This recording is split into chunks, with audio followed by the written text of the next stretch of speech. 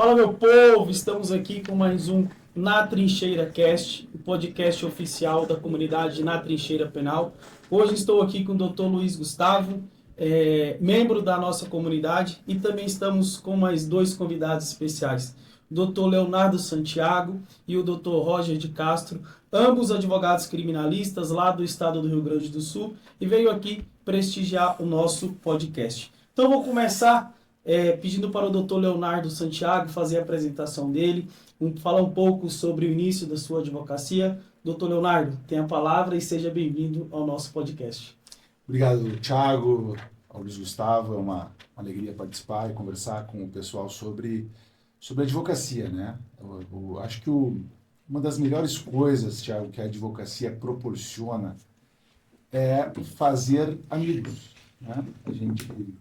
A advocacia, ao mesmo tempo em que ela nos deixa solitários, sobretudo hoje com os processos deixaram de ser físicos, né? Eles são processos em que cada um fica no seu escritório se comunicando, ela proporciona que em cada comarca, em cada lugar que a gente vai, numa sala de audiência, no tribunal do júri, a gente possa reconhecer pessoas que passam pelas mesmas angústias que a gente, né? Pelos mesmos problemas que a gente. Eu acho que nisso, comunidades como essa que vocês estão à frente, que é Na Trincheira, e que nome maravilhoso, Na Trincheira. Na Trincheira. Realmente representa muito o que a gente vivencia no dia a dia. Demonstra muito essa necessidade de grupos, de cada vez mais a união da advocacia, sobretudo a advocacia criminal que passa por problemas e dificuldades, né, arbítrios. Eu acho que é a advocacia que mais é constrangida por arbítrios, por efetivamente trabalhar com a liberdade, né, que é Sim. realmente esse direito tão caro que nós temos. Eu me chamo Leonardo Santiago, sou aqui com meu colega Roger, a gente é advogado desde o longínquo ano de 2011, né? E eu sou hoje mestre em Direito, sou professor universitário há mais de 10 anos e advogo na parte criminal. E eu sempre gosto de contar, Thiago, a minha escolha pela advocacia criminal, Luiz, porque eu acho que é muito fácil para nós que atuamos no júri contar como é que a gente se apaixonou pela advocacia, né? Porque com certeza foi no júri, pelo menos a minha parte foi isso. Eu fazia a faculdade de Direito e o professor passou um baixo-assinado para não ter... Os alunos passaram um baixo-assinado para entregar para o professor para não ter aula.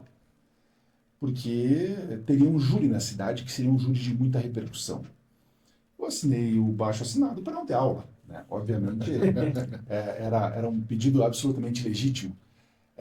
E fui assistir o júri. E veja bem a situação. A minha mãe foi escrivã da vara do júri durante mais de 20 anos. Foi escrivã da vara do júri. Então, o tribunal do júri, lá na minha cidade natal, que é Santo Ângelo, lá no Rio Grande do Sul, era um lugar que eu costumeiramente passava para ir no cartório que minha mãe era escrivã, que era a primeira vara criminal, que era junto ao tribunal do júri.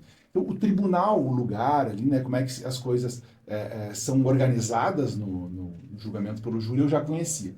Só que eu ainda não conhecia o procedimento em si, nunca tinha assistido um júri de forma efetiva. Nesse dia, então, eu chego lá e aquele plenário lotado. Lá de Santa Maria estava completamente lotado, né? Eu venho notando que as comarcas, sobretudo com os processos eletrônicos, elas têm mudado um pouco, os plenários estão cada vez menores, né? Uhum. E eu acho que é em razão da população deixar de ir até o júri. Antigamente tinha um júri, aparecia no jornal, parava a cidade. E eu ainda peguei um finalzinho desse tempo e fui lá na comarca assistir a esse julgamento. E era ainda antes de 2008, quando nós tivemos a pequena reforma, e, portanto, era um procedimento enfadonho. Sim. Ficavam lendo partes do processo, né? Isso cansava as pessoas começaram a ir embora. E com isso começou a surgir lugares ali. E eu sento bem à frente e assisto um júri. Eu que até aquele momento não tinha decidido o que eu queria ser da vida, aliás, eu tinha decidido que eu queria ser jogador de futebol, mas não deu certo. Né? Eu também, acredito se quiser. Não deu certo esse primeiro sonho. Né? E eu assisto esse júri, chego em casa, acordo minha mãe e digo, mãe, acorda que eu tomei uma decisão importantíssima. Despertei para o júri. E ela disse, diga, Leonardo, o que houve? Cheguei, era 11 e pouco da noite em casa. E aí eu disse para ela assim, eu vou fazer júri, vou ser advogado do júri. Ela disse, calma, tu tá recém no primeiro semestre, tu vai ter direito do trabalho, direito empresarial, direito civil, tu vai acabar mudando. Tá aqui o Roger, que foi meu colega de faculdade, para ser testemunha, que eu passei a faculdade inteira dizendo que eu faria isso também, Luta. Porque aquela certeza que eu tive ao assistir um júri, eu nunca mais esqueci dela. Eu nunca mais esqueci daquilo que eu vi, do que eu senti e passei a achar sentido na profissão a partir daquele lugar, né? Então, essa escolha, Thiago, ela foi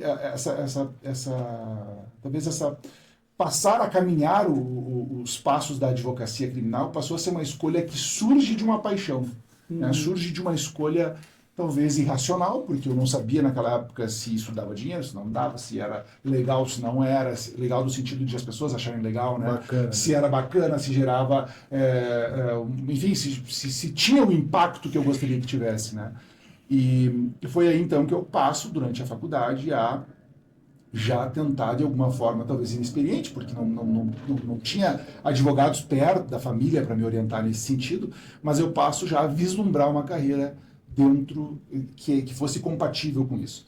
E aí eu me formo no ano de 2011, em agosto, eu e o Roger somos da mesma turma, o Roger vai se aventurar em outra cidade, eu continuo em Santa Maria, abro o meu escritório, e aí começo a minha vida no Tribunal do Júri, com vários, depois eu até posso contar como é que foi o primeiro júri, mas enfim, só para me apresentar, dizer que das coisas que eu fiz profissionalmente, o Tribunal do Júri sempre foi o ponto central, sempre foi o ponto de partida, sempre foi aquele lugar em que eu renovo as minhas... eu acreditar na sociedade, renovo a minha crença na sociedade, renovo a minha crença na minha profissão e naquilo que eu realmente me dispus a fazer, né? Então, é o ponto central, é o pulmão, eu acho, ou o coração da minha advocacia, é o Tribunal do Júri, né? Então, de lá para cá, já foram quase 100 júris aí, devo ter feito uns 70 e poucos júris, eu tenho anotado, porque no futuro quero conversar sobre eles, né, dialogar sobre esses júris, depois de um tempo acho que fica melhor, porque eu sempre perguntava para os advogados, quantos júris tu já fez? Porque para quem nunca fez é uma coisa bárbara, a pessoa não saber quantos fez. E as pessoas diziam o seguinte, não, eu não sei quantos, uns 200, né? E eu dizia, mas como tu não sabe quantos, cara? Tem que saber. Tem que saber. Aí eu resolvi anotar, eu tenho esses registros, então. Mas, então, me tornei professor universitário também, fiz mestrado em Direito e advogo hoje na área criminal e, volto a dizer, sobretudo porque surge essa certeza no Tribunal do Júri. Perfeito. Muito obrigado, doutor. E é engraçado, né? Como as coisas prazerosas, acaba pegando a gente de forma natural, de forma espontânea, sem ter qualquer esforço. Sua mãe foi da vara do júri e em momento algum ela forçou a você seguir aquela trilha, seguir esse caminho. Foi você mesmo que escolheu de forma natural. Talvez independente dela nem querer. Exatamente. Talvez o próprio procedimento do júri foi que te pegou e não você que pegou ele. Sobretudo a defesa, né? Ela ia Exato. Foi um acaso, né? Foi o acaso. O meu foi um júri simulado na faculdade. Foi um júri simulado. Eu já tinha uma ideia do Tribunal do Júri, já me encantava com o Tribunal do Júri, mas também tinha conhecimento sobre a topografia ali do tribunal, mas o procedimento zero. E aí foi inclusive quando eu conheci ele. Né? Eu conheci ele inclusive no início, era estagiário, ele que passou para mim as primeiras lições, né, sobre o procedimento. E aí quando eu fiz o primeiro júri simulado, tomei pau, perdi para minha noiva, que hoje é minha noiva e minha sócia. E até hoje ela fala isso. Até hoje ela fala. Ela roubou. Eu vou morrer falando isso. Ela roubou. Foi um júri nulo. E detalhe, hoje é advogada trabalhista. Foi muito engraçado. Ela falou assim, não, porque todas as testemunhas foram ameaçadas pelo réu. E aí, como dizem lá no Rio Grande do Sul, eu falei, doutor, indique as folhas, né? As folhas tais. Eu falei, doutor, eles não estão dizendo que foram ameaçados, estão dizendo que se estão se sentindo ameaçados em depor na presença do réu, é algo totalmente diferente, mas enfim. Tomei palma e foi daí que eu falei, cara, eu quero fazer isso o resto da minha vida. É o acaso, né? É a vida que te traz. E eu tenho também essa mesma sensação. Eu me sinto útil como ser humano, como profissional, como advogado no exercício do Em Tribunal resumo, do Júri. que o júri une nada separa. Nada separa. E ele faz um júri por dia com ela, tá? Me perguntou, escondi todos. É isso. Dr. Roger de Castro, se apresente, seja bem-vindo ao nosso podcast. Tá bem. Obrigado pelo convite, Thiago, Luiz Gustavo. Como o Leonardo disse, a gente vem do Rio Grande do Sul, nosso escritório é na cidade de Santa Maria, e a gente tem advogado aí, começou a advogar em 2011, final de 2011. A gente se formou em agosto de 2011, e aí o Leonardo já começou a advogar antes, e eu naquele medo, naquele receio de iniciar a advocacia, né? E isso me levou a pensar em estudar para fazer algum tipo de concurso. E até eu refletindo esses dias sobre isso com alguns alunos, nossa geração, eu tenho a impressão que a nossa geração que se formou lá em 2011, 2012, ela tinha muita vontade de fazer concurso público. Né? Nós éramos encorajados a fazer direito para fazer concurso público. E isso é engraçado porque da nossa turma de faculdade, quando o professor questionava, bom, o que vocês vão querer fazer depois de formados? Poucas pessoas levantavam a mão para dizer, não, eu quero ser advogado. Uma dessas poucas pessoas era o Leonardo. Né? Eu ficava ali, pois não sei, minha família, eu sou o primeiro advogado da minha família, né? Então eu tinha aquele medo de, bom, o que vai ser no futuro, como é que eu vou começar a advogar, a partir de quando, né? E aí eu me formei, fui estudar para fazer concurso, mas 2 meses vendo aquilo eu vi que não era o que eu ia gostar de fazer. Eu venho de uma família de médicos, então parece que o médico e o advogado eles têm muitas coisas em comum, que é cuidar das pessoas, né? Então sim. Quem cuida das pessoas na nossa área é o advogado, de fato, né? E aí isso me levou então a ficar na advocacia, permanecer na advocacia. E aí em 2012 eu e o Leonardo abrimos ele já tinha um escritório, eu tinha um outro escritório com outro colega, e aí nós acabamos nos unindo, abrimos nosso escritório, que é voltado especificamente para o direito penal, né, o direito penal empresarial. E aí me formei, fiz pós-graduação, sou mestre em Direito, sou professor de 2 faculdades, né, leciono aí cadeiras de Direito Penal e Processo Penal e a cadeira de Prática Jurídica Penal Simulada, que é a cadeira do júri simulado da faculdade. Só isso. Então, eu pego o aluno lá dos primeiros semestres, onde ele aprende nas nossas cadeiras lá, chamada Teoria Geral do Delito, Direito Penal 1, que é a primeira cadeira que o aluno tem contato com o direito penal. E aí o aluno ele se apaixona por direito penal. Acho que todos os alunos vão se dar conta disso, né? Ele entra na faculdade, o estudante ele se apaixona pelo direito penal lá, com o direito penal 1, entendendo a teoria geral do delito. E a cadeira que eu dou é a cadeira que eu mais gosto de dar, porque é o que instrui o aluno a entender um pouquinho mais do direito penal. E aí vamos trabalhando, direito penal 1, falo lá para as penas, né? Crimes em espécie, aí lá procedimentos e por fim a cadeira de prática penal com o júri simulado, que é o ponto alto de toda a faculdade, que os alunos ficam naquela questão, quando é que é o nosso júri simulado? De calma, espera, vou chegar lá na cadeira. Alguns outros professores querem fazer júri simulado de outras coisas, com outras teses, que não de crimes contra a vida. Eu ainda brinco com os professores. Peraí, não se metam porque não é de vocês. O júri simulado é nossa, do direito material, do direito penal, né, do direito do processo penal, então não se metam lá e deixa que essa cadeira sou eu que dou, o júri simulado é só comigo que pode ter. Mas essa é, claro, uma brincadeira que a gente faz entre colegas, né? Aquela coisa, direito penal é melhor que o direito civil, de fato é. Sempre. Né? E aí, e lá no escritório nós temos uma divisão interessante, né? Como vocês puderam observar aí na fala do Leonardo, ele gosta de falar, né? Então, é uma facilidade. Do tribuno. Do tribuno, exatamente, né? Uma pessoa que fala, que encanta, né? Então isso é algo que está ligado ao advogado que é tribuno. Né? E aí ele faz 100% dos júris do escritório. Claro que eu acompanho, até porque eu preciso saber de todos os casos, que passam os detalhes. Né?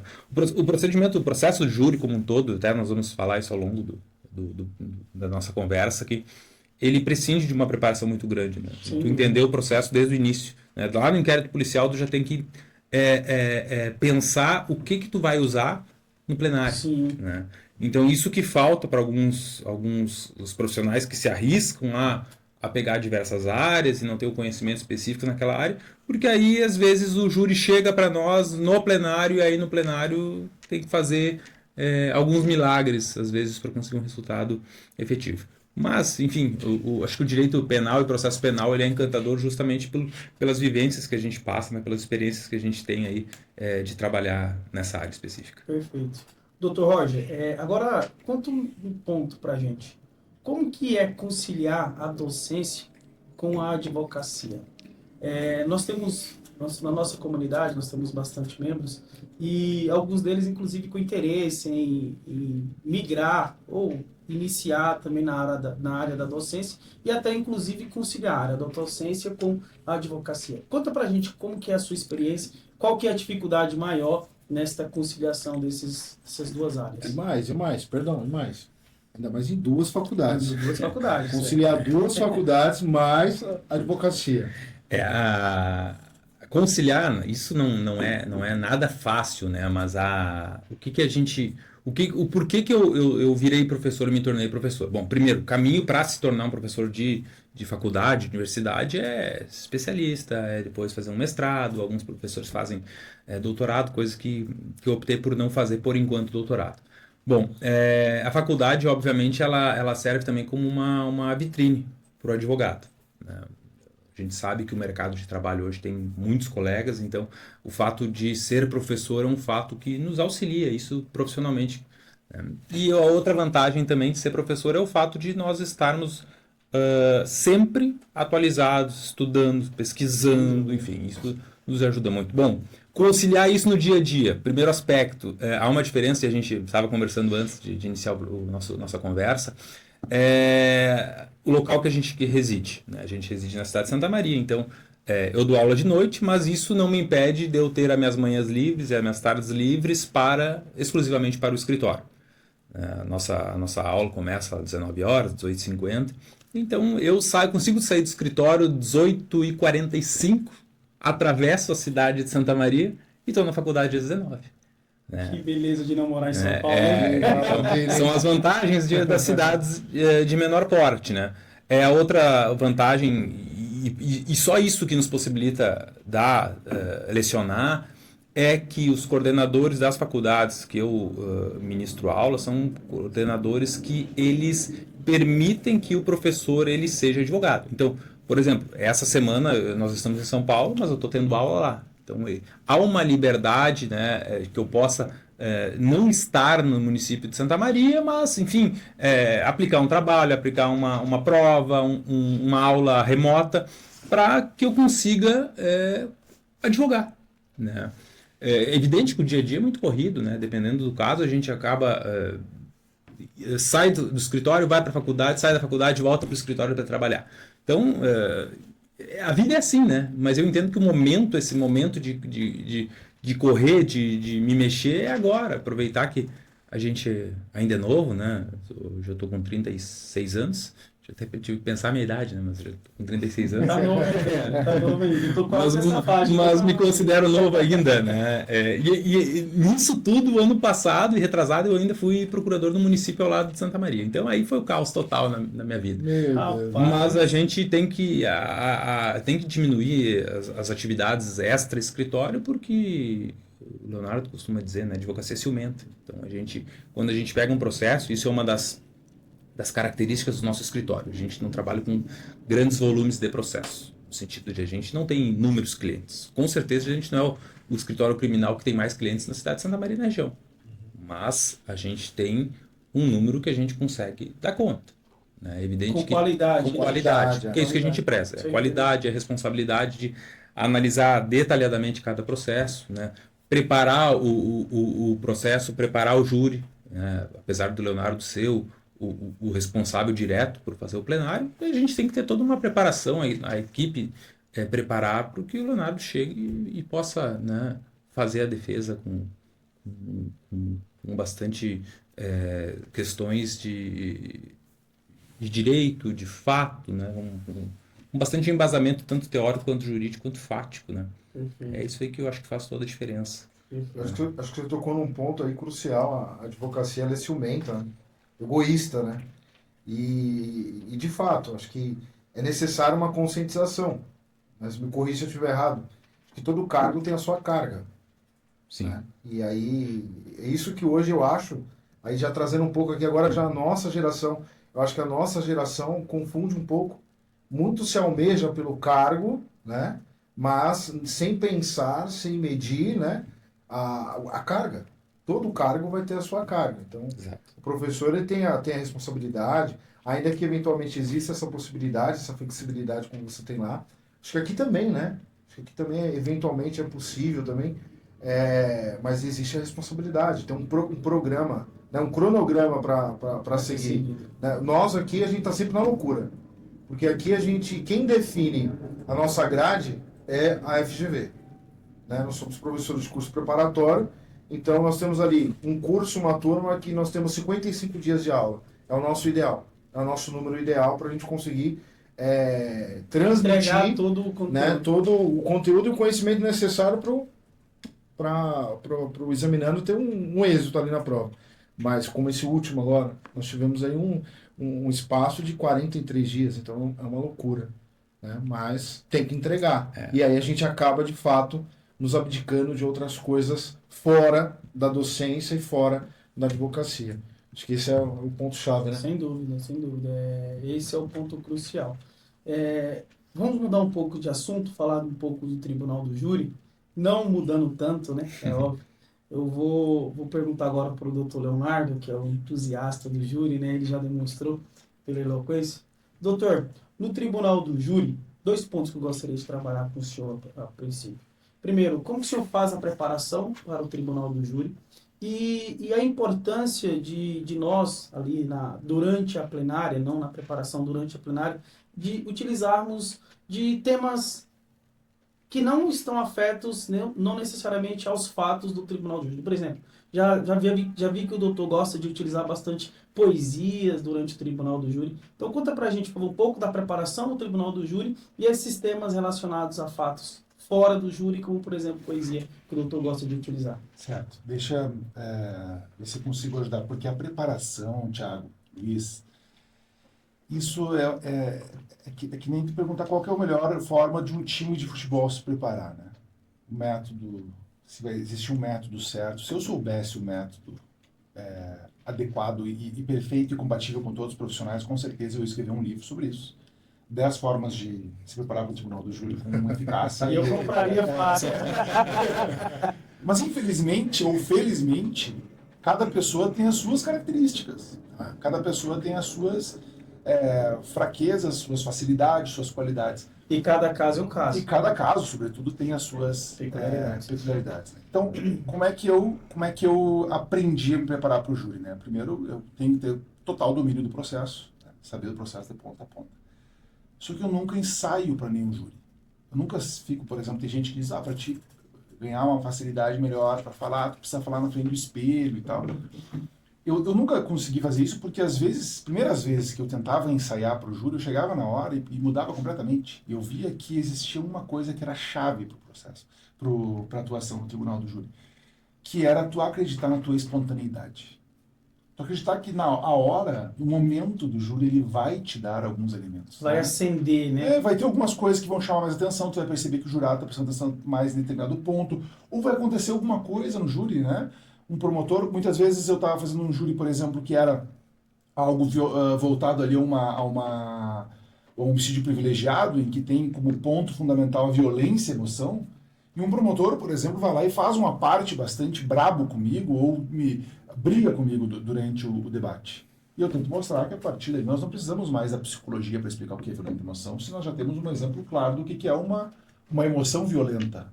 Ou de alguém que está tendo o próprio promotor. Então, o júri, ele vai, ou frases que foram ditas durante o júri, né? Isso vai te dar pontos de partida, às vezes, para te falar sobre determinado assunto no júri. Né? Então, claro que a preparação, para mim, ela consiste em conhecer o processo de ponta a ponta. Quando vai chegando perto do júri, Thiago, eu começo a esboçar algumas coisas. Né? Estou, por exemplo, correndo, né? Acabei de falar antes, nós conversávamos aqui, eu gosto de correr. Eu gosto de correr, eu coloco uma playlist que eu gosto, eu também gosto. Só que o processo ele não sai de mim. Sim, Esse estado de júri que a gente costuma dizer, ele está ali o dia inteiro. Então eu estou correndo e digo, mas olha só, tem tal coisa que eu poderia utilizar como tal elemento. Eu vou lá e anoto. Né? Eu sempre tenho o bloco do escritório junto, eu anoto alguma coisa. Então, quando vai se aproximando do júri, eu vou escrevendo algumas coisas. Então, por exemplo, às vezes eu estou dando aula, estou explicando uma coisa, eu digo, mas olha só, essa tal coisa poderia ser utilizada. Uma luz, é muito comum isso, então, de fato. o processo ele já faz parte, já está estudado, eu já li ele, só que ele tá ainda num processo de amadurecimento, né? Então, em vários momentos eu tô percebendo que ele está ali comigo. E eu vou anotando. Mais perto do júri, eu já vou destacar, por exemplo, para essa tese, o que é principal? Esse depoimento. Para essa tese, a perícia é isso. Tá, para essa, tá.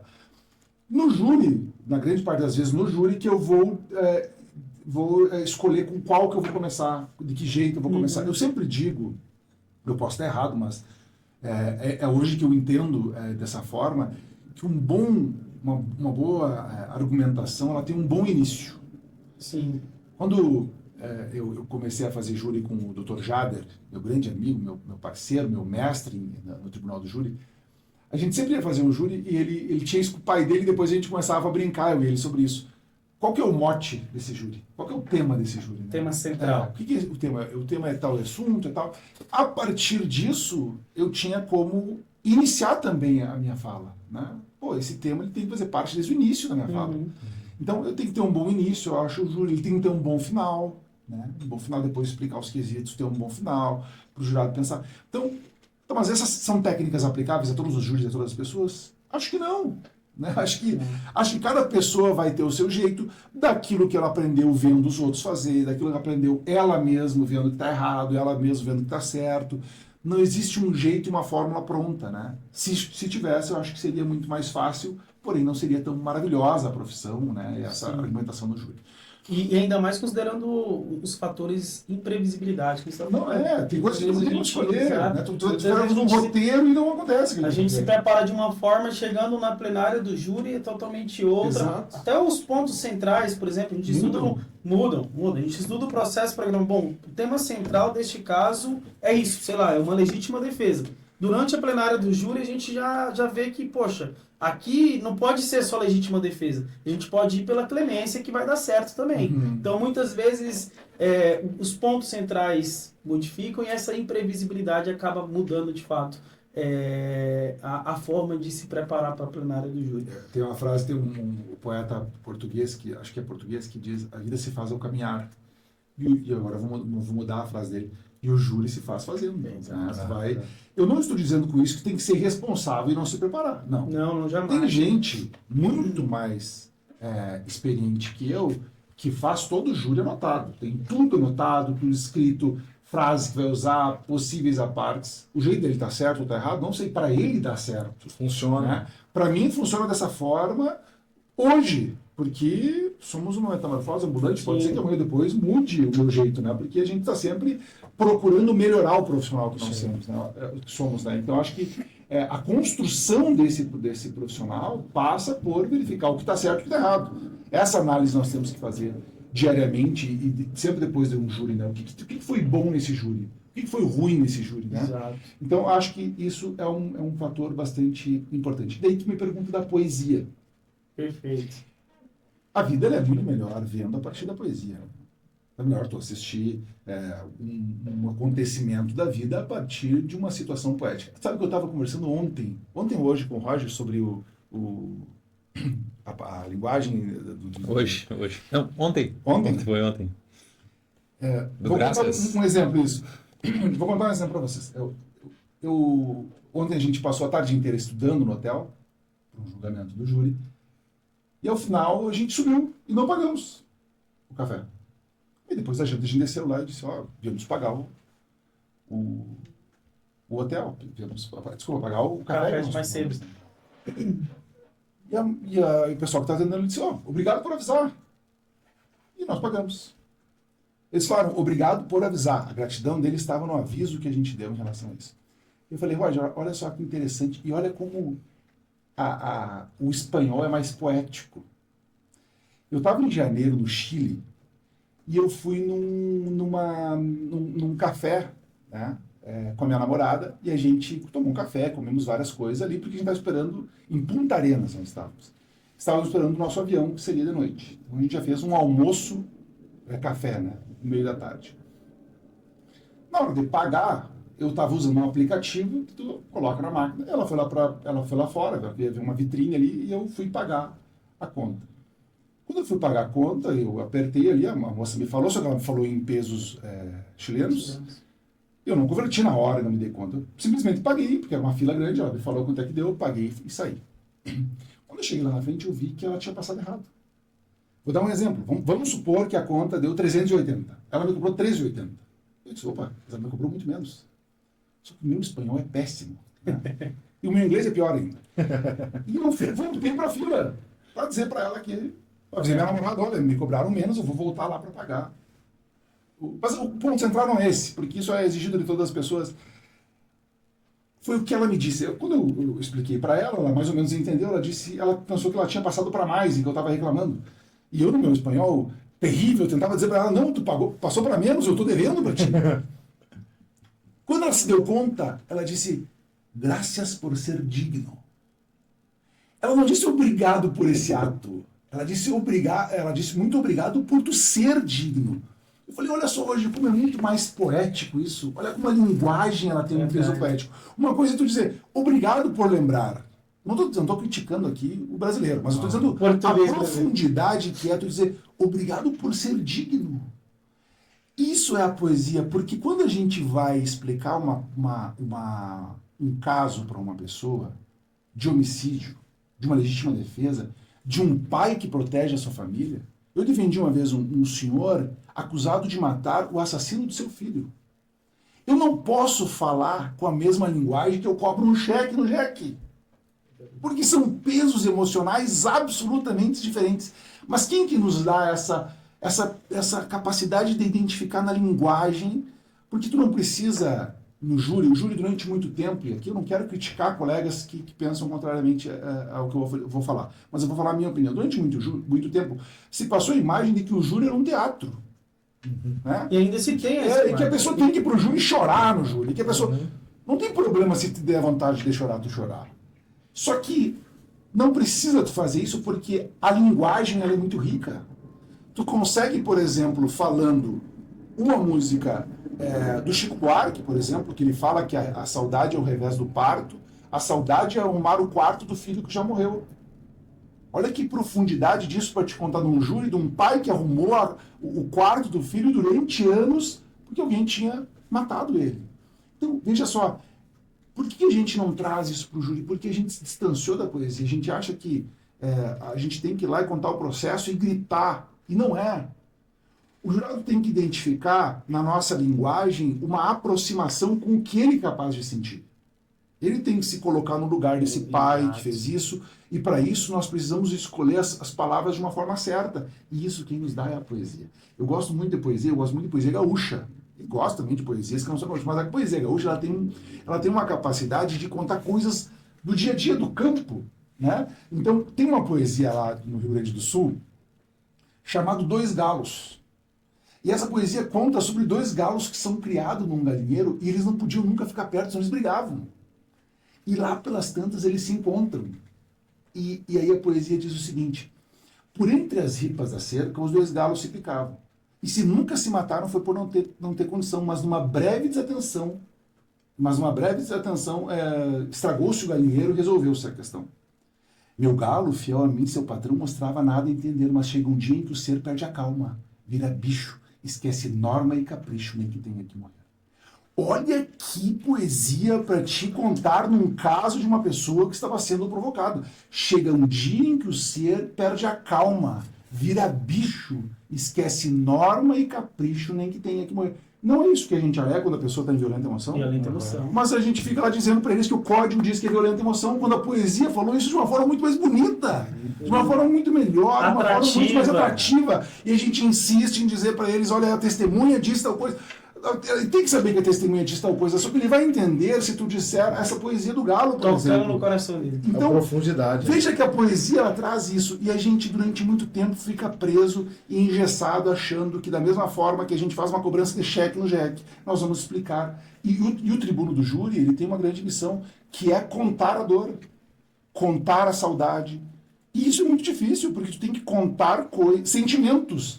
E esses sentimentos, talvez eles não caibam num linguajar engessado nesse nosso juridiquês, nessa nossa necessidade de contar de uma forma rígida, que eu acho que é o direito, né? Então, a poesia, ela entra nesse ambiente e torna as coisas mais fáceis, mais claras, mais... Traz uma carga emotiva.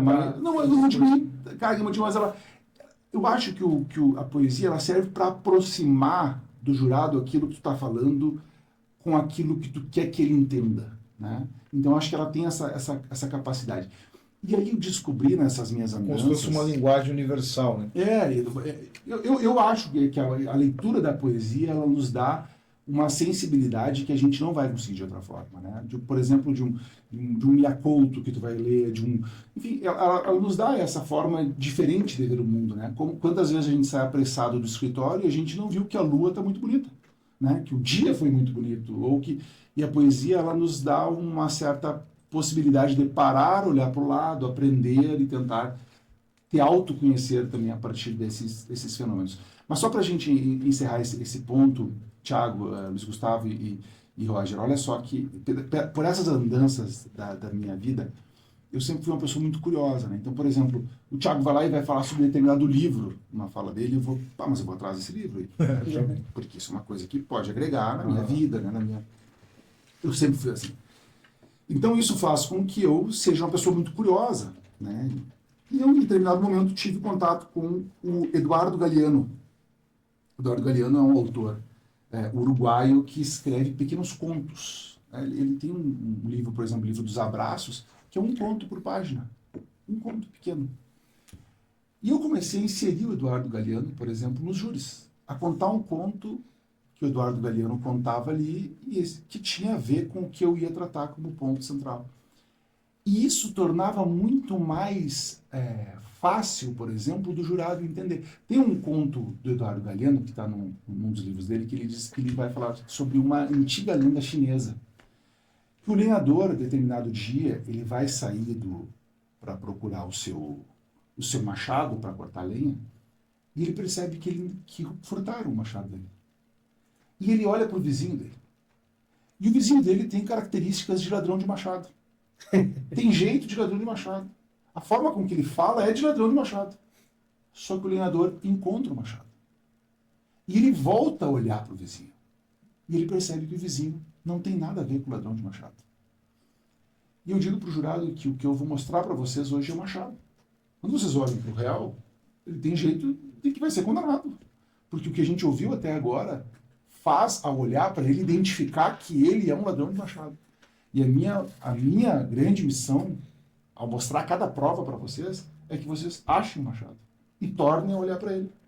Porque só assim a gente vai conseguir estabelecer um olhar justo, né? Então veja, isso traduz algo que a gente fala nos júris, só que não com essa leveza. Não com essa possibilidade do jurado refletir, porque a gente está preso às vezes. E os nossos livros preferidos não são livros de literatura, não são livros de poesia, são livros de direito. De direito. Direito. E falando para o povo. Frio, não quer saber de direito. Frio.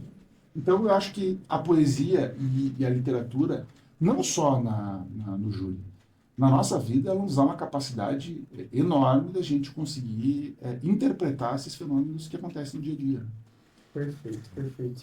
Doutor Roger, obrigado pelas palavras, doutor Leonardo, muito bem relevantes aqui para nós. Doutor Roger, o senhor já falou agora há pouco sobre a sua família, né, que a sua família é família tradicional de médicos e tudo mais. O doutor tem alguma prática dentro do direito médico também? E como que esse direito médico ele pode ser aplicado ou até mesmo conciliado com o direito criminal, a responsabilidade do médico na esfera criminal? Como que isso funciona? Sim, na verdade, quando eu digo que o nosso escritório ele se limitou a algumas áreas, né, de atuação, uma dessas áreas é o direito médico. Eu sou especialista em direito médico, enfim. Meus pais são médicos, eu tenho um irmão médico, eu tenho um tio médico, a minha namorada é médica, o Leonardo, o irmão dele é médico, a cunhada é médica. Então a gente está inserido no meio social, né? Você então é a ovelha desgarrada. Exato. E aí, eu sempre gostei, assim, de questões ligadas à medicina. Não para ser médico, mas questões ligadas à medicina. Então, um dos caminhos que eu encontrei foi justamente atuar em direito médico. Bom, a aproximação do direito médico com o direito penal, ela se dá de várias formas, né? Mas, por exemplo, um problema médico ele vai desencadear 3 esferas. Esfera civil, esfera administrativa e esfera penal. A esfera penal quando? Quando um médico ele comete algum erro e acaba matando uma pessoa. Homicídio culposo, por exemplo. A gente tem muito problema relacionados a consultas de médicos, né? Violação do sigilo médico. Doutor, fulana me contou isso e aquilo.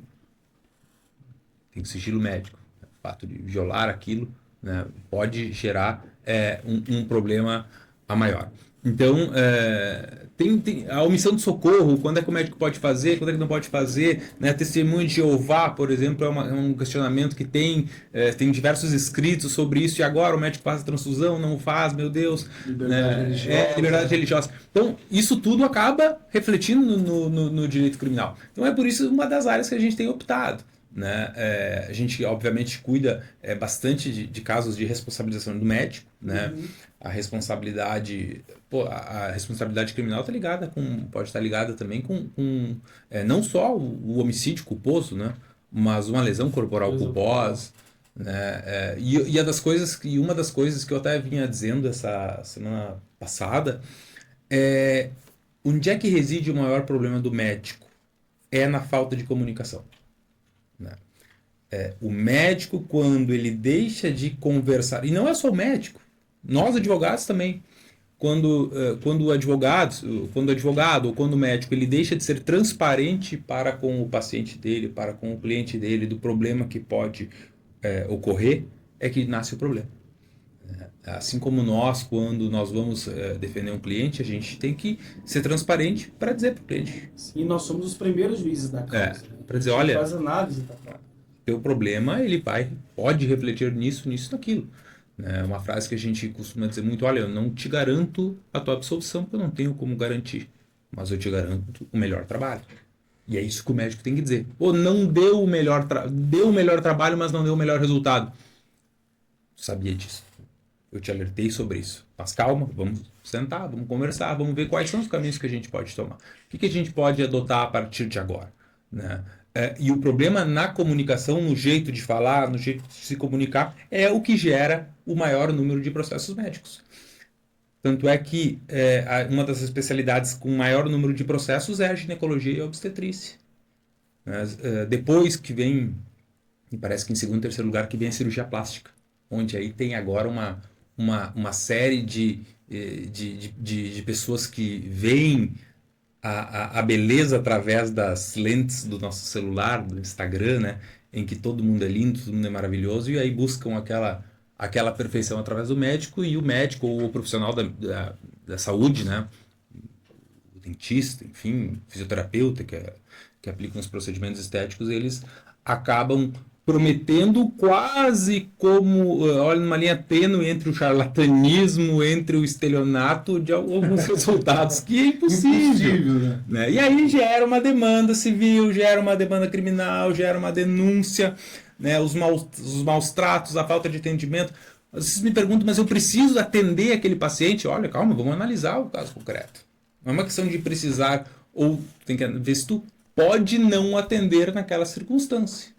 Então, o direito criminal, ele, na verdade, todas as áreas, né, da nossa vida, o direito criminal ele pode refletir no direito criminal. Então, cuidado que as pessoas têm que ter. Evidente que no escritório a gente atua em todas as áreas criminais, né? A gente não escolhe crime, né? Mas dentro das outras áreas, sim, a gente tem uma ligação muito mais próxima com o direito médico e também com o direito empresarial, com os crimes empresariais, os crimes falimentares, são coisas que também... Eu me recordo de uma experiência que eu tive na defesa de um médico. Antes de montar meu escritório, eu trabalhava, assim que eu terminei a faculdade, comecei a trabalhar em um escritório especializado na advocacia criminal, e lá nesse escritório apareceu a defesa de um médico. O caso era o seguinte: uma paciente foi fazer uma endoscopia, no meio do procedimento da endoscopia veio a óbito. e a família revoltada, porque a paciente chegou no hospital sã, bem boa de saúde, foi apenas fazer exames de rotinas. E aí a família, a primeira coisa que fez, opa, vamos registrar boletim de ocorrência para apurar a conduta médica. Foi instaurado o inquérito policial. Junto com o inquérito policial, houve o procedimento administrativo no CRM e também houve uma ação civil de indenização, nas 3 esferas, como o Dr. Roger mencionou. E aí o que o delegado fez no curso do inquérito policial? Ele falou, bom, eu vou postergar meu parecer, meu relatório final, tanto o delegado quanto o promotor de justiça, vou postergar meu parecer final, porque lá no procedimento administrativo nós tomamos conhecimento que houve o pedido de realização de uma perícia, para saber se houve de fato algum erro médico ali durante o procedimento ou não. E aí durante o procedimento, no curso do procedimento administrativo, da responsabilidade administrativa do CRM, foi feita essa perícia e a perícia constatou que infelizmente houve uma fatalidade, que a paciente veio a falecer, mas que esse óbito não teve qualquer relação com o erro médico. Consequência disso, o inquérito foi arquivado, a ação civil foi julgada improcedente e a conclusão da perícia realizada lá no âmbito administrativo, a conclusão foi que não houve qualquer nexo de causalidade entre a conduta médica e o resultado. E aí ficou claro, porque muitos pensam que o procedimento da endoscopia um procedimento simples. E o que o médico apurou lá no CRM, o médico especialista em realizar a perícia, que ele apurou foi o seguinte, não, a endoscopia é um procedimento invasivo e todo procedimento invasivo tem o seu risco. É o risco do próprio procedimento. Não houve qualquer falha médica nesse procedimento. É claro que foi importante também a nossa atuação na defesa, por quê?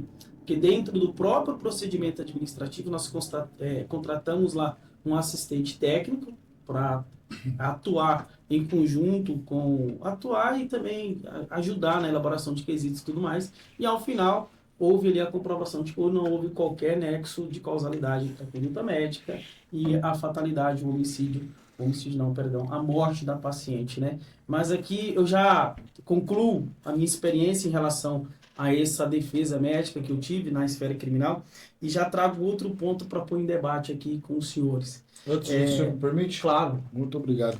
Claro. Eu queria fazer uma pergunta para o Dr. Roger. Se tem sido crescente essas reclamações, né? O doutor mencionou que parece que está em terceira posição ou o segundo lugar a eventual violência obstétrica? Primeiro, né? primeiro. Ginecológica.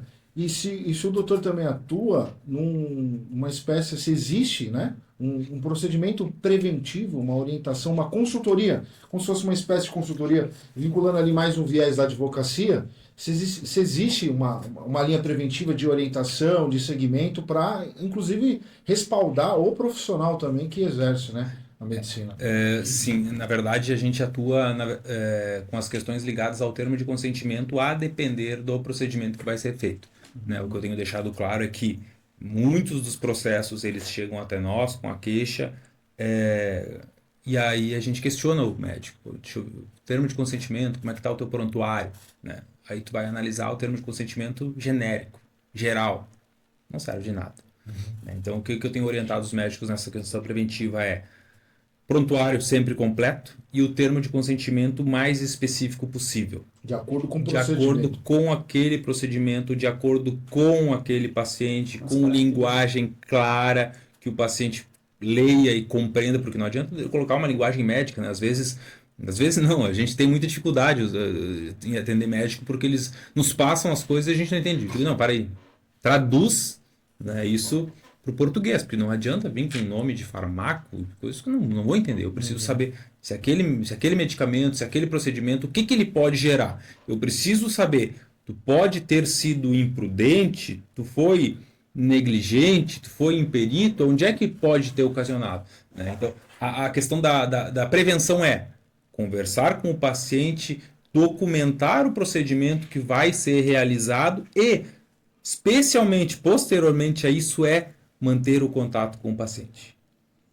no sentido de conversa, explica, acolhe o paciente porque 80% dos processos ligados ao direito médico são por falta de acolhimento do profissional.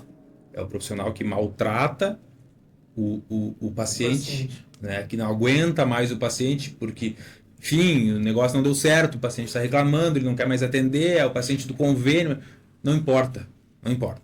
Tem que tratar bem, tem que acolher o paciente, tem que ser responsável para com os atos que tu teve com o paciente. É como se fosse um acompanhamento pós-operatório. Sim, exato, exato. Porque eu penso assim bastante também na minha vivência da advocacia, que também já, né, ali no início da advocacia, cheguei a acompanhar e navegar em outras áreas, já acompanhei também a minha sócia fazer isso. Há também ali a possibilidade de uma própria negligência do próprio paciente. Exato. Porque todo procedimento vai exigir ali do próprio paciente o quê? Um cuidado Determinados específico, cuidados, né? Claro. né? E ali esse contato com o médico, olha, aconteceu isso, é onde o médico ele pode, né? Talvez, né? Pelo menos foi o que eu concluí, né? Que eu entendi da sua fala, ele pode acolher e falar assim, olha, tu tá fazendo errado aí, então o caminho é esse, Exato. para de fazer isso, É o contato, para de comer isso. é o contato, Não pode. é o contato próximo com o Direto, paciente, né? direto com o paciente, mostrando para o paciente como é que ele tem que fazer, orientando o paciente antes, durante e após. Porque o após é o problema. Muitos médicos, claro, no nosso escritório a gente não atua, mas eu vejo, não tem nenhum caso específico, mas muitos médicos após o procedimento não dão mais atenção para o paciente. E aí o paciente se revolta. E isso não serve só para medicina.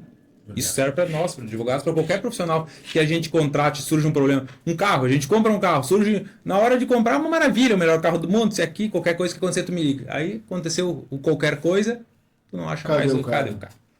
O que tu vai fazer? Tu vai te revoltar, tu vai entrar com um processo contra o cara, tu vai espernear, né?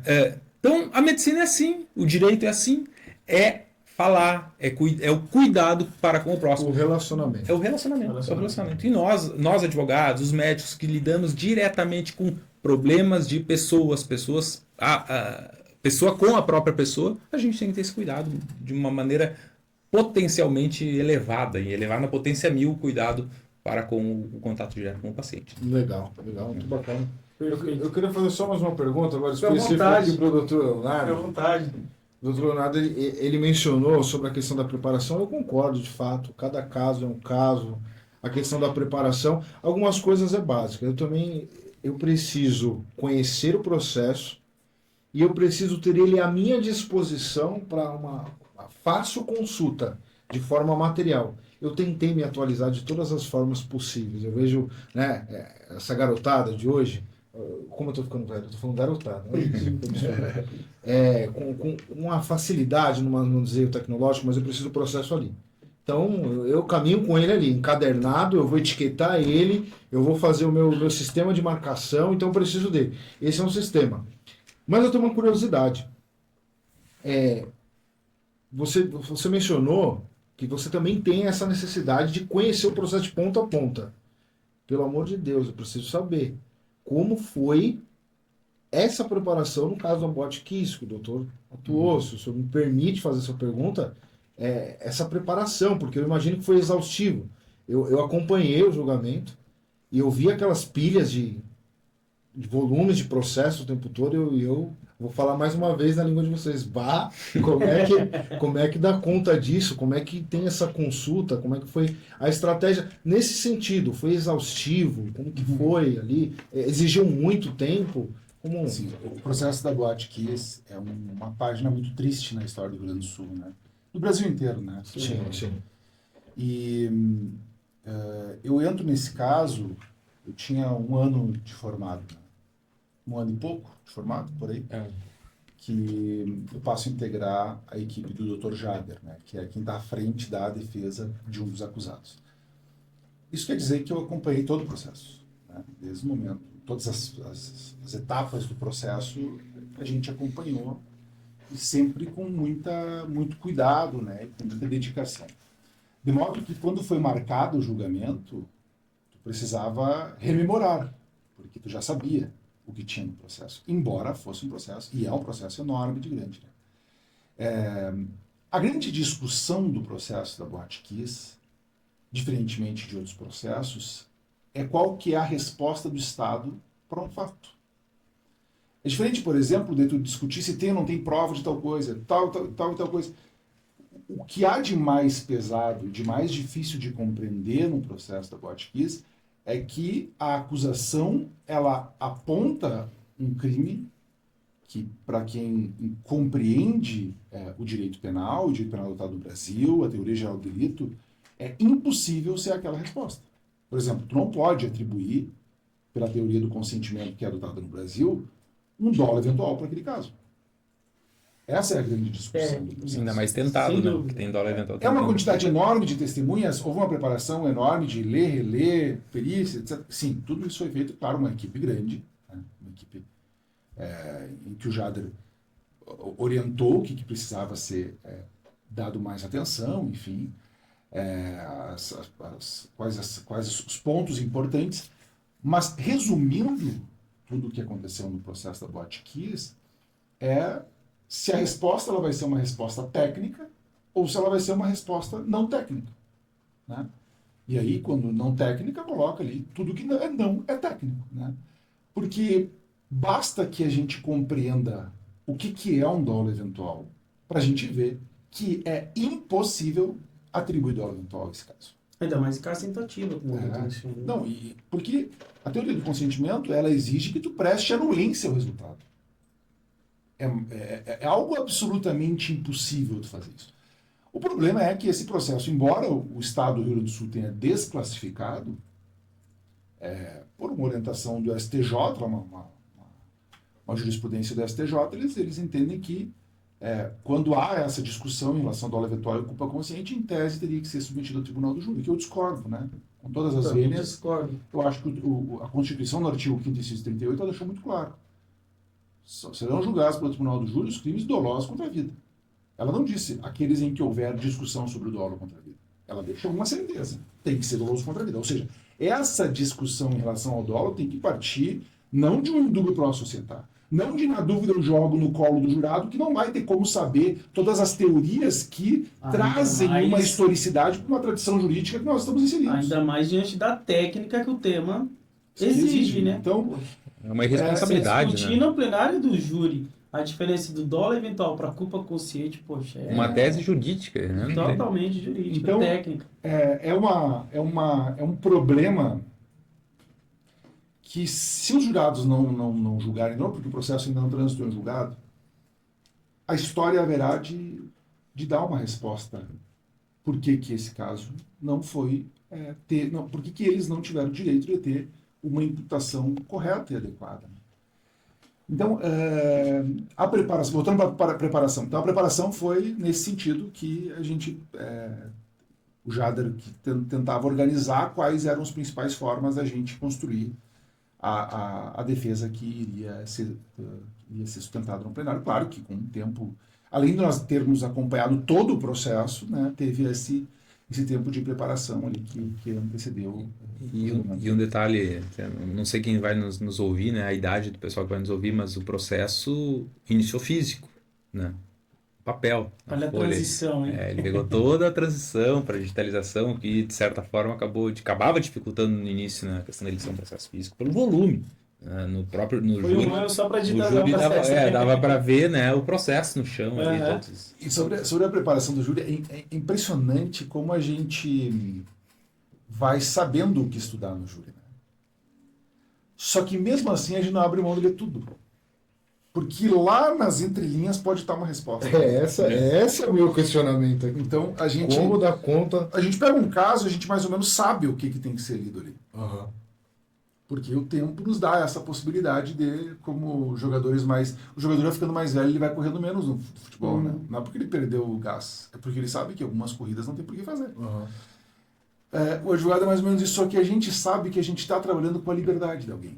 Então a gente volta lá e lê as entrelinhas, a gente lê devagar. A certidão. Hoje eu vou ler isso, e eu vou ler esses depoimentos, vou escutar esses depoimentos e eu vou ter um tempo ali para eu pensar sobre eles. De que forma isso vai sendo preparado, né, dentro da nossa cabeça. Então, a gente tem essa possibilidade por não termos a quantidade de júri, por exemplo, que o defensor público tem, que o promotor tem, que é júri quase todos os dias, né? Mas a gente tem essa possibilidade de pensar. O meu próximo júri, por exemplo, é em julho. Né? Então eu tenho agora como chegar lá, claro, eu não tenho só processo de júri, tenho audiência, né, e as outras coisas, mas o processo de júri é esse que exige essa reflexão sobre cada ponto, né, de que forma isso pode ser utilizado, de que forma isso pode ser... E olha como é que é a nossa cabeça, essa questão da música do Chico Buarque, eu estava voltando, nós vamos passar o dia lá no Rio Grande do Sul, a gente tem algumas pessoas têm um apego ao campo, né, e eu sou uma dessas pessoas que gosta de música gaúcha, né, eu uso muito bombacha, né, que o pessoal lá, muitos usam só no 20 de setembro, que é a data de aniversário do Estado. De aniversário não, que é em homenagem ao Estado, né, Semana Farroupilha. E eu utilizo direto quando não estou trabalhando, né, então, e final de semana eu ia para fora, na casa de um amigo meu, a gente anda a cavalo, né, tem toda essa questão muito ligada ao campo que eu tenho. E um dia eu estava voltando, de um dia que eu tinha passado lá, e eu estou ouvindo uma música e eu digo, mas essa música está falando de saudade de um filho. Essa música é uma música que eu posso usar no júri que eu tenho marcado. Porque ela consegue contar algo que as páginas do processo não contam. Então, olha que interessante, a preparação ela não é algo também... voluntária. Não é assim, ó, o que um time de futebol está fazendo agora? Não, ele está treinando pro jogo. Não, ele vai jogar no jogo o treinamento que ele teve a vida inteira, o jogador. Né? Então, vamos pegar vocês torcem para o Palmeiras, Corinthians?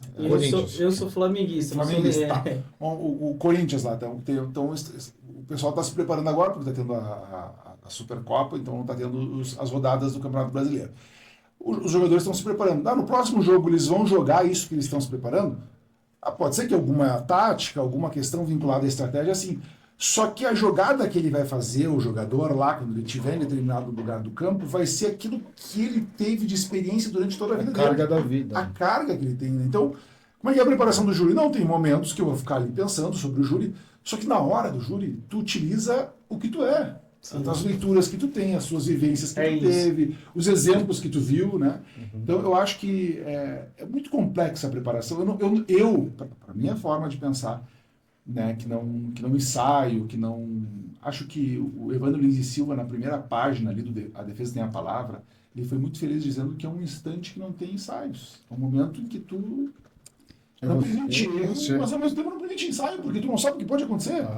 Então, eu acho que a nossa preparação é diária, né? É a gente ter essa facilidade de ter exemplos em poesias, em contos, em literatura. E eu acho que isso hoje em dia perdeu a moda, né? Hoje as pessoas não leem mais, a gente tem... Esses dias eu vi uma reportagem de cada 10 pessoas, eu acho que 8 passam um ano sem ler. Mais ou menos isso, talvez esteja errando e esteja arredondando para o exagero, mas isso mostra que nós vivemos num momento da história que as pessoas não leem mais, né? Então, a gente acaba perdendo, por exemplo, de ter acesso a relatos maravilhosos da literatura que vão nos ajudar em determinado momento. Não, eu só ia colocar aqui, passar um método para fazer um júri, às vezes atrapalha, né? Por exemplo, vocês são professores de curso preparatório para OAB, né? Eu e o Leonardo somos professores de faculdade. Eu não uso slide, o Leonardo também não usa slide. Eu não gosto de usar slide. Eu não sei usar slide. Se eu botar um slide ali, vai me engessar e vai me atrapalhar a cabeça. Os meus alunos pedem slide. Professor, bota slide. Não. Se eu disser, ou se o Leonardo disser, tem que usar slide, tem que fazer assim, isso, assim, o assado, esse assim, o assado, daqui a pouco vai acabar te atrapalhando mais do que ajudando na tua didática de fazer o júri. Né? Porque o fazer o júri é tu ter uma didática a ponto de fazer com que o aluno, com que o jurado, ele entenda, compreenda e mantenha a concentração naquilo que tu está falando.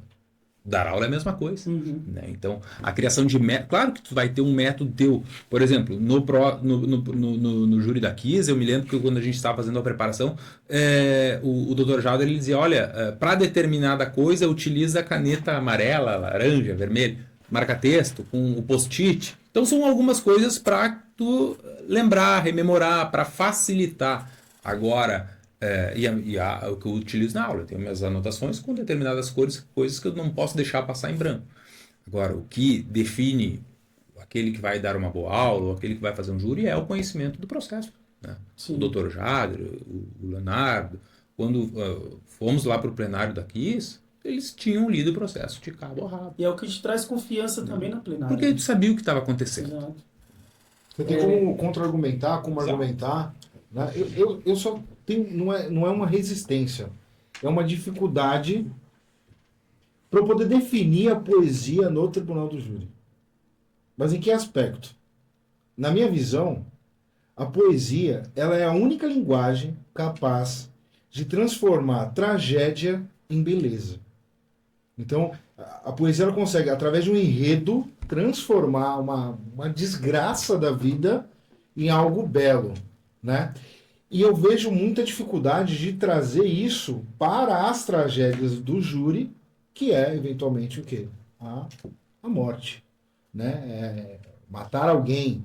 Então, aqui na poesia eu encontro essa dificuldade de fazer puxar isso e trazer para o júri diante desta tragédia. Mas eu estou aqui, quando você trouxe os exemplos da poesia... Perfeita. Eu estava aqui fritando, eu falei, Essa serve. porra, do Galo é sensacional. Mas tu tem violento emoção. Caso, serve. Meu No Deus do próximo céu, júri a gente já sabe que isso tem pra eu poesia. poder sustentar a violenta emoção naquela ocasião. Mas veja só, é muito importante a tua pergunta, Luiz Gustavo, olha só.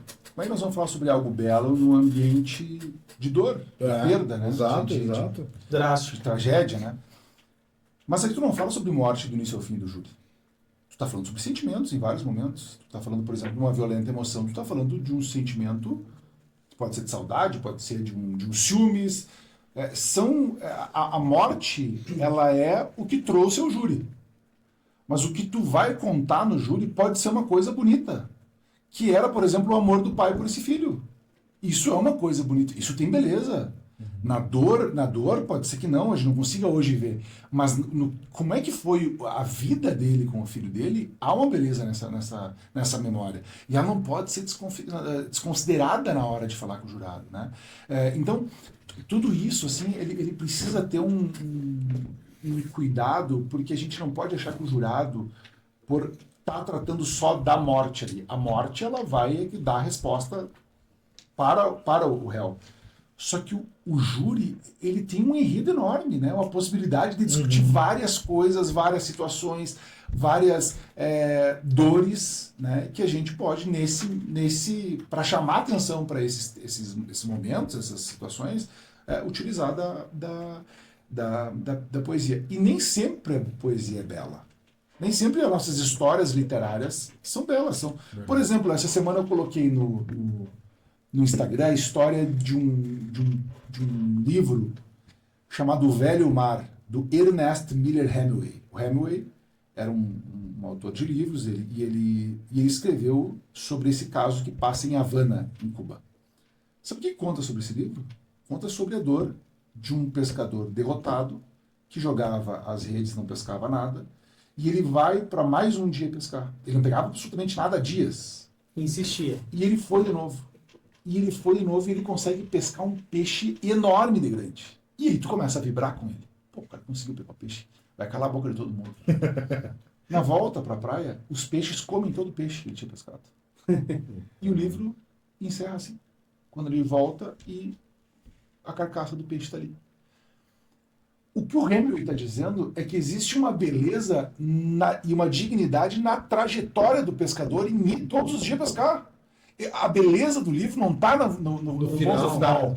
Está na busca todos os dias dele acordar e entrar no mar atrás do peixe. Na persistência. Veja, é uma tragédia, algo ruim o livro? Não, o livro está dizendo sobre como ele encarava isso. Né? Em alguns momentos o livro ele diz, eu preciso fazer aquilo que eu me determinei a fazer.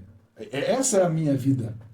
É exatamente isso que a gente passa como advogado. Todos os dias a gente pode perder, a gente pode se deparar com um problema enorme, com uma injustiça, uma pessoa presa e ela não precisava estar presa. Sim. Mas a nossa dignidade está em todos os dias a gente ir lá e saber que hoje o mar pode ser de peixe e pode não ser de peixe. A mim cabe pescar. Então eu acho que a poesia ela nos ajuda, e a literatura ela nos ajuda nesse sentido. Olha o Crime e Castigo do Dostoiévski. O cara dá uma facada, uma machadada por trás de uma mulher, uma senhora, mata ela, e ali começa olha a tragédia presente na literatura, né? E do Raskolnikov, né, que é o nome A literatura russa, ela traz esses nomes complexos, mas difíceis de decorar, né? Mas tu tem uma tragédia, uma situação, porque a arte, ela imita a vida. Então tu vai ter cenários, situações que tu vai conseguir em algum momento utilizar.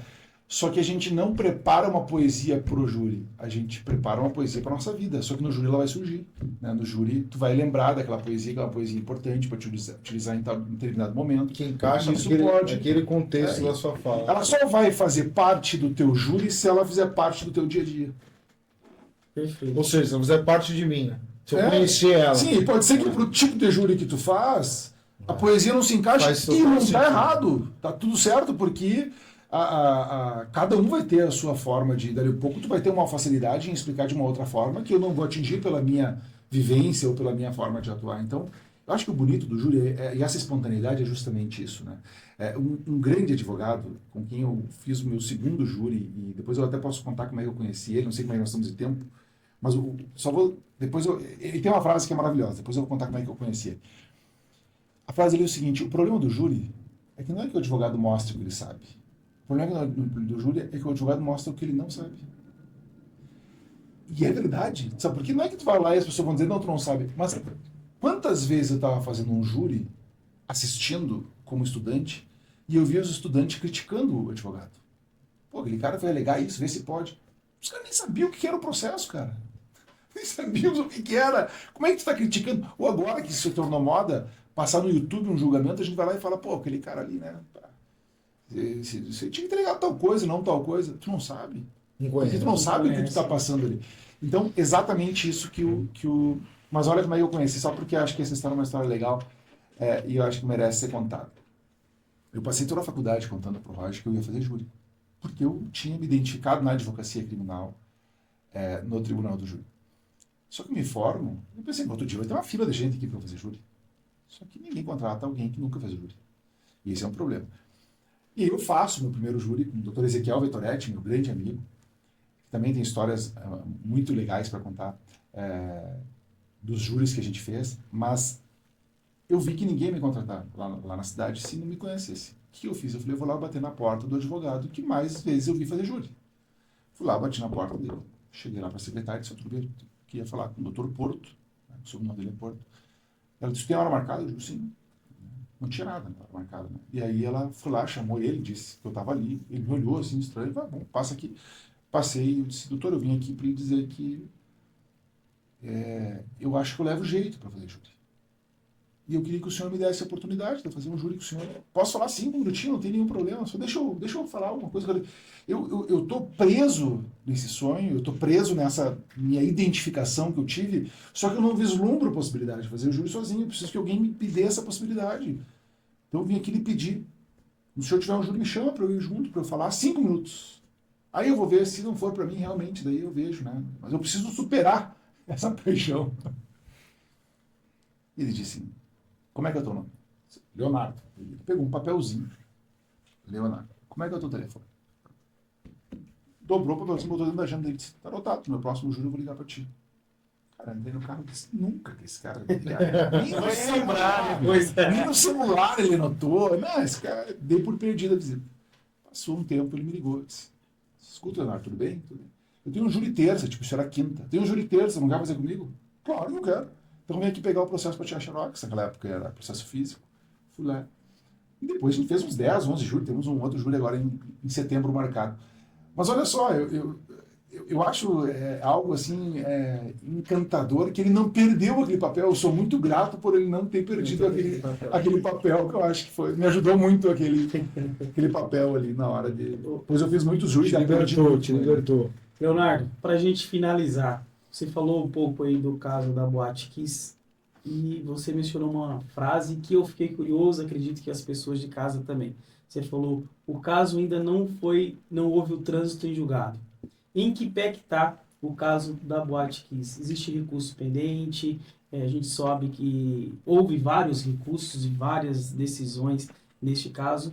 Qual que está o andamento atual desse caso do júri da Boate Kiss? Começou o julgamento pelo Tribunal de Justiça do Rio Grande do Sul das apelações E o Tribunal de Justiça do Rio Grande do Sul anulou o júri pela presença de nulidades. O Ministério Público recorreu, foi para o STJ. O STJ, por maioria, confirmou a anulação feita pelo Tribunal de Justiça do Rio Grande do Sul. Determinou a realização de um novo júri. Novo júri.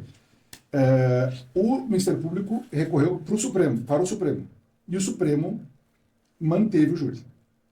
Só que agora precisa o restante das teses do recurso de apelação. Tá, então... Então, em agosto, volta... O que foi julgado é agora apenas as Só nulidades. preliminares. Só as nulidades, tá. A apelação contra, só para quem não é do direito entender, a apelação está lá do 593, inciso Isso. terceiro, A, B, C e D. São 4 hipóteses de apelação contra decisões do júri. Nós estamos falando da letra A. Que são as nulidades. Então, posteriores à pronúncia. ainda pode agora o Tribunal de Justiça reconhecer a linha B, C ou D. Né? Ou seja, pode o Tribunal de Justiça anular o júri por decisão manifestamente contrária à prova dos autos e pode ainda discutir a questão da pena, que é a linha C. E o julgamento está marcado para o mês de agosto agora. Então, possivelmente em agosto, pelo Tribunal de Justiça do Rio Grande do Sul, vai haver a continuidade daquela apelação que havia anulado o julgamento. Dia 26 de agosto. Dia 26 de agosto. Então, os colegas que estão em casa, aguardem essa data, dia 26 de agosto. Às 9 horas. Julgamento do término, né, do julgamento Isso, da continuidade apelação pelo Tribunal de Justiça do Rio Grande do Sul. Então é isso. Tem mais alguma coisa para perguntar? Uma curiosidade, mas eu acho que não. Não vai haver sustentação oral, ou vai? Sabe Porque que eu houve- acho que sim. Ah, tá. Confesso que agora, nos últimos dias, estou envolvido com o júri, não vi, mas acredito que tenha sustentação. Não sei aí porque tem aquela questão de já ter iniciado o julgamento, mas eu não sei como é que o tribunal Pelas vai... informações aqui de uma das advogadas, num grupo que a gente tem, das defesas, é que vai ser possível fazer sim sustentação. Sustentação. Legal. Legal.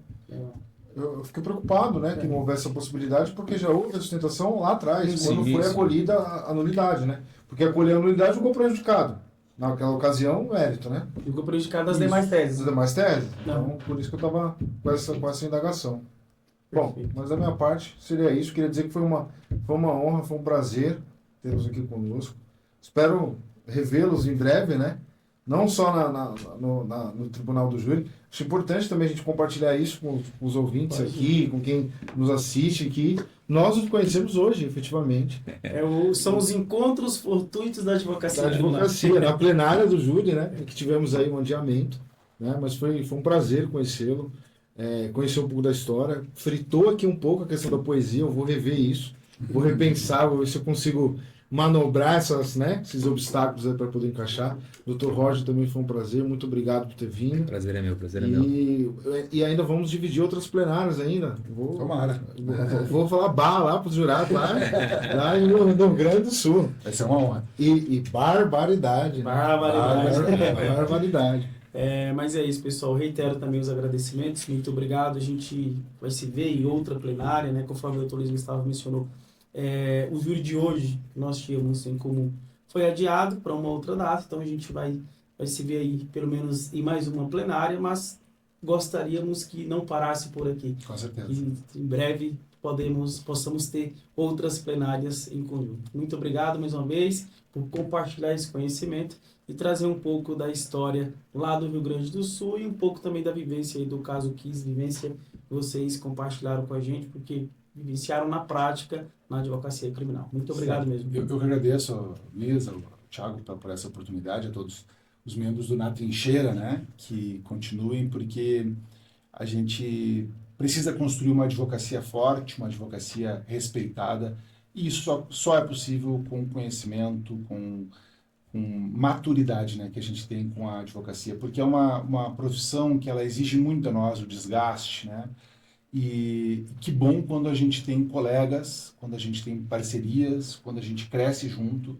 porque numa profissão com tantos advogados é comum que eles tentem ficar pensando de forma individual. Eu acho que no coletivo, quando um advogado é fortalecido, a classe é fortalecida, e acho que por isso a comunidade está de parabéns. Eu agradeço o convite e estou sempre à disposição. Muito obrigado.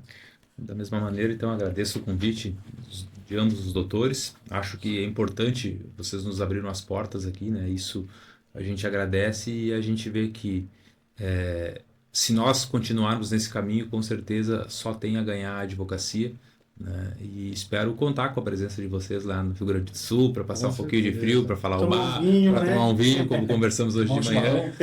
Rapaz, hoje foi difícil aquela conversa.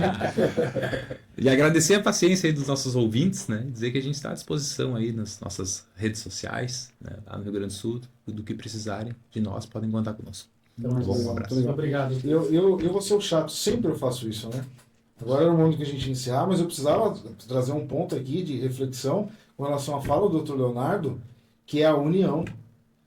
Se nós relembrarmos aqui Verdade. agora, o doutor falou do Dr. Porto. Que bom que o Dr. Porto não perdeu aquele papel. Porque olha o profissional que nós temos hoje, né? Da qualidade, né? O gabarito de vocês. Olha a diferença que isso faz, o impacto que isso traz na sociedade. E isso acontece quando nós deixamos de lado as nossas vaidades, né? Eu fiz a mesma coisa também. Eu também bati na porta de alguém e alguém, né? Que eu não quero mencionar. E nós não tivemos essa oportunidade. Eu ainda estou aguardando, né? A ligação. Então foi um momento em que nós, né? Antes eu fui com o Dr. Paulo Pantaleão, eu falei, cara, quer fazer júri, não quer? Eu também quero, então vamos. Vamos fazer, a gente tem que estudar, vamos comer esse processo aqui, vamos entender tudo e vamos aquela coisa, tu cuida de mim, eu cuido de você pra gente não fazer, né, besteira, porque é a vida de uma pessoa. Mas vamos, e aí depois eu encontrei esse cara aqui, eu falei, ei, bora, vamos. Então vamos aprender, vamos. Então nós não tivemos um porto, né? Aqui a gente foi... Sim. Eu tive vários portos. Se abraçou, então, isso, Não, isso faz a diferença, né? Luiz, perfeita a tua colocação. Eu quero dizer assim, ó, que eu sou muito agradecido a todas as pessoas que me deram a oportunidade. Só para encerrar, e já que tu falou disso, o Dr. Ezequiel Vettoretti foi a primeira pessoa que me convidou para fazer um júri. E o júri foi dia 27 de março. Todos os dias, 27 de março, eu mando uma mensagem para ele para agradecer. Olha que incrível. Legal. Pode perguntar para ele. Esses tempos eu fiz um texto e coloquei sobre ele, que é uma música do Drexler, que fala Pongamos que hablo de Martínez, que ele está falando sobre uma pessoa que ajudou ele a decidir qual é que era o Drexler é um médico, né? Ele acabou virando cantor, enfim, músico, e ele teve uma ajuda muito grande, né? E aí eu escrevi esse texto pro Dr. Ezequiel. Só que eu também tive outros, o próprio Jader foi alguém que me ajudou, o Porto.